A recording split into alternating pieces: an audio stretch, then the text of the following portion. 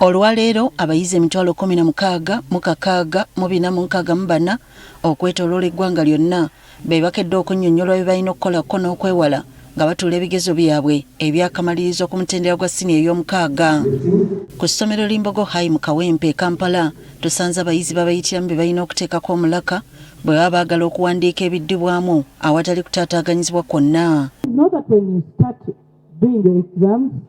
You begin being indisciplined, you start abusing each and everyone. No. Oluvannyuma lw'okuteekebwateekebwa abayizi balaza obumalirivu okugoberera ebibabuuliddwa wakati mu kwesunga okumalako siniya olw'ebyo bye bayiseemu. They have prepared us and by the mercy and power of Allah subhanahu wa ta'ala we are ready, prepared and we know that we are going to make it. Nga batugambye wammanga okuba abagumu era tubeere bakakamu nga tuyingira ekibuuzo ekyo. Nabakabiye secondary naye abayizi babayitiddemu ku ebyo bye balina okugoberera nga bakola ebigezo. Tusuubiza abazaire baife abatwairemu essente okututuusa ku level eno era nga tusuubira okuba nga tubita bulungi ino era nga nife otutuusa. Tubala nti ni first paper yaibwe eya briefing era erikuwa kwongera kubagumya bugumye aye nga bali set for the exam which is beginning on Monday. Tutuuseko ne ku Kyabazinga College ngeno minisita w'ensonga za East Africa era omubaka omukyalo wa disitulikiti y'e Kamuli Rebecca Lutwala Kadaga ng'alinayo abayizi 2 baweerera nga nayo tusanze babalambika. Nenderera okwebaza Lutwala Kadaga okutubeerawo kwebale ino okuzesha amaani. Abaana abo nga Kyabazinga College twakkiriza oluvannyuma lwa maama Kadaga okukkiriza obaweerera okubakwatirako okulaba nti batuula senior 6. Nga Kyabazinga College tubaddewo tetuddangamu kubagoba kubanga mami abaddewo nnyo okubakwatako okulaba nga bamaliriza emisomo gyabwe. Abayizi batugambye nti ebigezo bino babirinze nga mugole. And I'm very ready for these exams. Era nsuubiza okola ekirungi obutabayibwayo. N'emityana ku Mumusa High School tusanze babayitiramu ebigobererwa. Naddala mu aba arts ayinza okugambira akuba by'okoze mu history nawe n'okukyusa.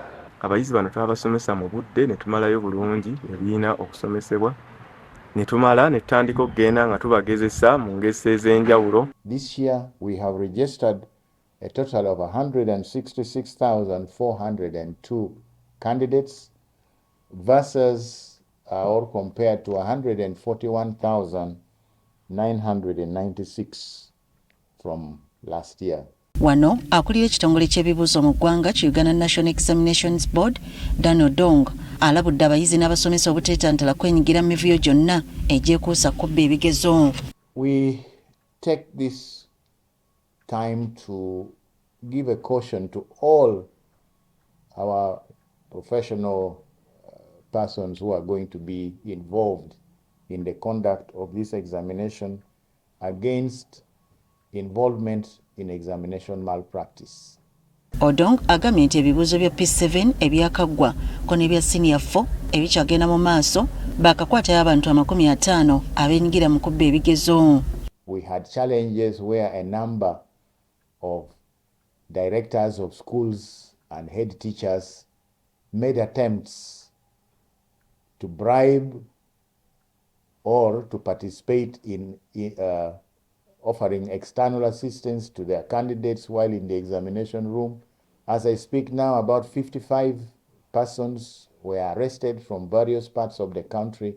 Chokona asabye bannabyabufuzi abali mu kakuyege k'obwa President wamu n'ababaka ba Parliament abagenda okutandika ku balaza ya Sabbiiti ejja obutageeza kuba nkuŋŋaana kumpi n'amasomero kiyamba abayizi okukola bulungi ebigezo byabwe. And I would like to encourage the organizers of the rallies to be mindful as they have been. Of course, I know the candidates are now going to other places that they have not been. Okutuula ebigezo kwakomekkerezebwa nga 5 omwezi ogujja. Susan Nanyanzi agafeeyo ku Spark TV.